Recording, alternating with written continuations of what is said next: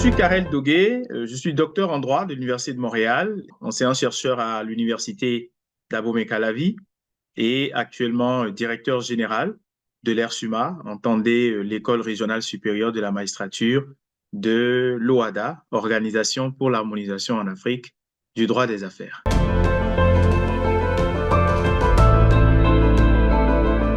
Il y a de cela 30 ans, lorsque un investisseur voulait venir au Togo, il devait s'assurer d'aller sur le terrain pour voir les textes qui étaient applicables au Togo. Lorsqu'il voulait venir au Bénin, il allait venir aussi au Bénin pour faire pareil. Mali, Burkina, Niger, Côte d'Ivoire, Centrafrique, Gabon, Cameroun, Tchad, etc. Guinée équatoriale, Guinée-Bissau, c'est les pays de l'espace OHADA. Et aujourd'hui, à l'opposé d'il y a cela 30 ans, en parcourant le droit des affaires de l'OHADA, il sait que c'est le même droit qui s'applique dans tous ces États-là. Ça veut dire qu'il y a déjà une facilitation de l'investissement qui est faite par l'Organisation pour l'harmonisation en Afrique du droit des affaires, qui permet justement de faciliter les investissements et d'améliorer le cadre juridique, le cadre structurel même de l'investissement dans les 17 États. Je peux déjà dire qu'il y a une étude d'impact économique qui a été faite et qui permet d'établir de manière scientifique que les actes uniformes de l'OHADA, le corpus juridique de l'OHADA, a contribué significativement à l'amélioration des investissements dans l'espace africain et a donc permis de créer une plus-value, une croissance économique certaine.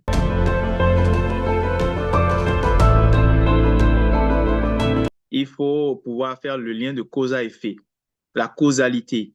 Et cette causalité-là, c'est justement, elle est due à l'interconnexion entre le politique, le juridique, l'économique. Tout ça est lié. Nous sommes dans un écosystème où le monde est globalisé. Et cette mondialisation du droit comme mondialisation de tout ce qui est relatif aux politiques publiques et mondialisation aussi qui entraîne que ce qui se passe au Mali, au Burkina, au Niger, et j'en passe, au Tchad, etc., impacte tous les autres pays de l'Afrique. Et ce qui se passe en Russie, avec également les autres pays, impacte tout l'espace qui est concerné par la crise entre l'Ukraine et la Russie. Ce qui se passe en Italie impacte également la France. Je peux multiplier les exemples. Et donc, il y a une interconnexion entre le politique et l'environnement financier. Et c'est en cela que lorsque le politique ne se porte pas bien, lorsque des crises politiques sont constatées, elles impactent l'économique. Maintenant, comment est-ce que ces éléments se font sentir pour des pays qui ont des francs, qui sont adossés à d'autres monnaies? Quand on prend les questions de risque de change, je ne suis pas financier, je ne suis que juriste. Cependant, on sait très bien que le franc CFA est adossé à l'euro, mais il y a d'autres francs qui sont adossés aussi à d'autres monnaies qui sont fluctuantes. Ce qui fait que lorsqu'il y a une crise politique, lorsqu'il y a une crise humanitaire, lorsqu'il y a une crise quelle qu'elle soit, elle impacte entre autres également la fluctuation des monnaies et entre autres les risques de change et autres indices qui permettent d'apprécier les importations, les exportations, selon que nos pays, nos économies sont des économies essentiellement d'importation ou d'exportation. Elles ont donc cet impact qui joue.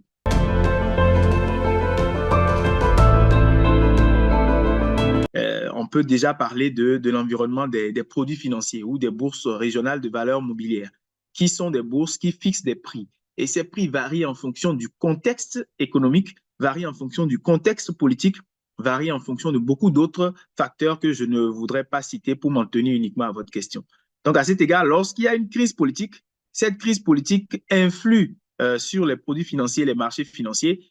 Et qui dit marché financier dit également banque de financement, dit banque d'investissement, dit banque de développement, qui sont associés à ces produits financiers, qui sont associés à ces secteurs financiers.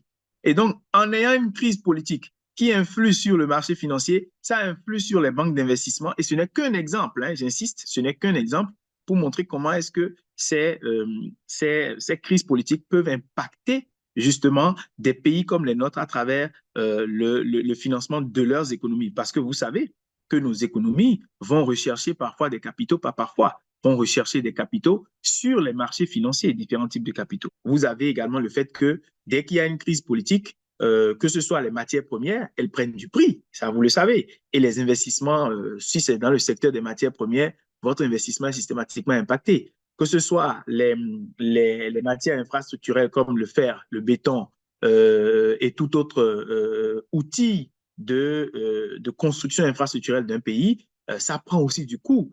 Donc, vous voyez que parce que le pays est un pays qui n'a pas ces ressources-là, il faut faire venir ces ressources d'ailleurs systématiquement. Il y a un coût plus élevé de votre investissement alors que vous ne l'aviez peut-être pas prévu et c'est un investissement à long terme. C'est pareil pour le blé, c'est pareil pour le coton, c'est pareil pour tout ce qu'on peut donner comme exemple, dont la stabilité dans un pays ou dans un espace permet de mieux apprécier un investissement.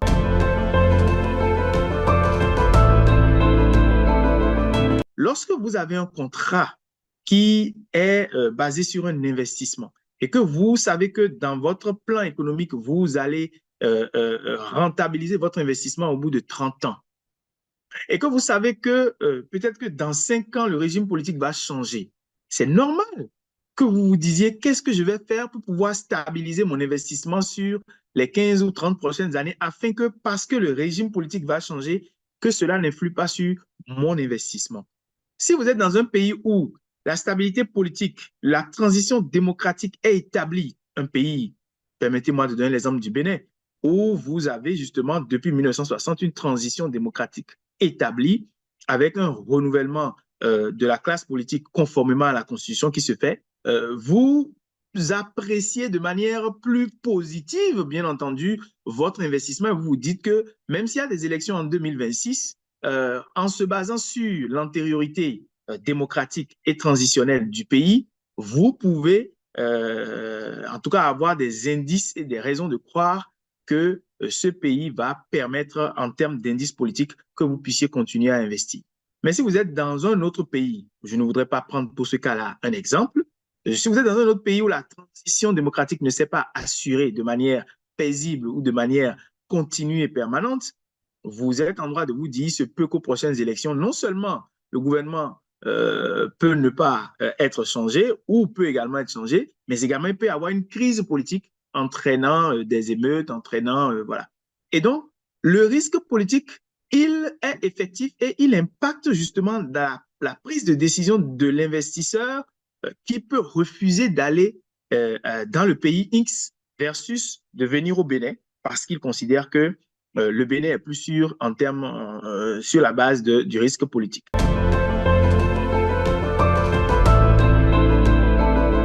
On a tendance souvent à démultiplier les effets du risque politique en Afrique. Lorsque les agences de notation, lorsque les structures qui apprécient le risque politique utilisent des critères, utilisent des éléments d'appréciation qui ne sont pas contextualisés à nos réalités, c'est normal que le risque politique sous nos cieux soit gonflé. C'est normal que le risque politique sous nos cieux soit surévalué. C'est normal que le risque politique sous nos cieux fasse tellement peur à l'investisseur qu'il réfléchisse à 3 fois avant de venir y investir.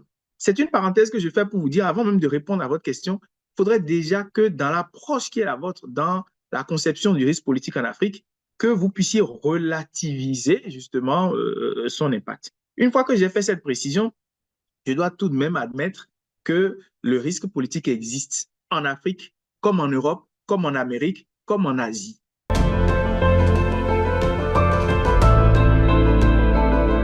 L'OHADA a quand même déjà fait le travail de l'amélioration du climat des affaires qui va avec les appréciations du risque politique pays.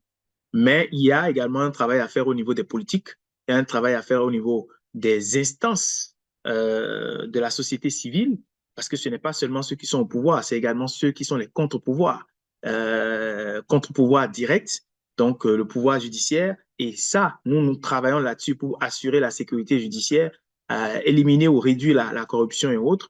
Mais à côté, il y a également le pouvoir législatif qui doit faire du travail dans le sens de réduire le risque pays. Il y a également la presse qui est, tout le monde le sait, un quatrième pouvoir, etc. Donc, tous les acteurs de la société civile, les parties prenantes d'un pays doivent contribuer à améliorer la stabilité politique de ce pays-là. Et c'est donc le travail de tous, le travail de tous pour réussir à ce que lorsqu'on parle de la destination Bénin, qu'on puisse dire, ah, en termes de risque pays, voilà, il y a une transition démocratique, les trois pouvoirs sont vraiment, ils s'auto-régulent, etc. La corruption est réduite, la transition démocratique est assurée, l'Assemblée nationale constitue un contre-pouvoir, la presse, notamment vous, avec vos médias, vous êtes libres et vous faites un traitement également réel, pertinent et surtout documenté des questions que vous traitez. Donc, chacun, en réalité, a son rôle à jouer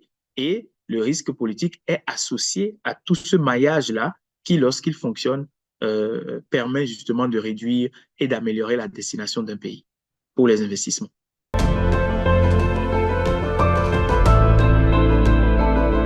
L'un de ces défis-là, c'est celui du renforcement de capacité des acteurs juridiques et judiciaires. Et aujourd'hui, l'OHADA et l'ERSUMA en particulier a pris la pleine mesure en lançant justement des diplômes de spécialité qui sont des formations de moyen et de long terme qui se font par le biais des technologies de l'information et de la communication et qui permettent à un magistrat, un notaire, un avocat, un huissier de justice, un commissaire-priseur, un expert comptable de n'importe lequel des 17 États ou encore du monde entier de rester dans son bureau et de pouvoir être formé justement sur le droit WADA, sur la pratique des actes uniformes. Et je peux mentionner très rapidement le diplôme de spécialité en procédure avec l'option des procédures d'exécution qui permet, lorsque vous avez une difficulté et que vous voulez rechercher l'exécution forcée d'un titre que vous avez et qui vous donne de manière certaine, de manière liquide, le montant étant connu, de manière exigible, la date étant déjà arrivée à échéance, une créance, la possibilité d'aller vous faire aider par un professionnel pour recouvrer votre créance. Nous formons justement aujourd'hui tous les professionnels sur ces questions-là.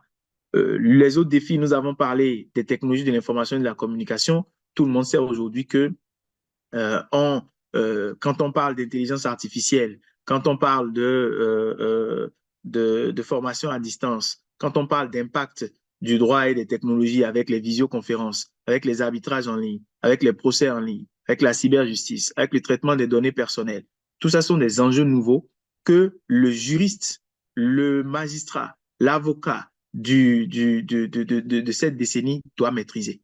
C'est clair.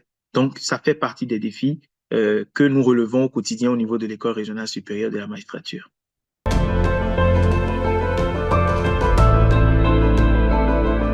Une vision de faire de l'École régionale supérieure de la magistrature un centre d'excellence en matière de formation en droit des affaires au WADA et au droit communautaire, un centre d'excellence en matière de recherche, un centre d'excellence en matière de traduction et d'interprétariat en droit et d'offrir à nos acteurs juridiques et judiciaires de l'espace vraiment le meilleur en matière de renforcement de capacités. Et donc, cette vision-là se décline en action, en projet que nous avons programmé sur les 5 prochaines années et qui nous permettront, au-delà de la plateforme de formation virtuelle de l'ERSUMA, de pouvoir avoir des formations qui renforcent les capacités des acteurs sur des sujets très pointus, des sujets très pratiques, avec, bien entendu, en bout de ligne, non pas seulement des attestations, mais des diplômes.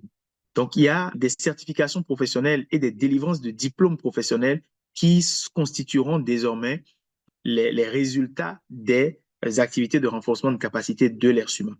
Nous voulons également, dans notre politique de digitalisation de l'École régionale supérieure de la magistrature, nouer des partenariats avec des bases de données scientifiques qui permettront à un chercheur, en étant à notre centre, de pouvoir accéder à la base de données de plusieurs universités internationales au monde et de pouvoir faire de la recherche sans forcément se déplacer, mais collecter le maximum de données pour son sujet, pour son projet de recherche.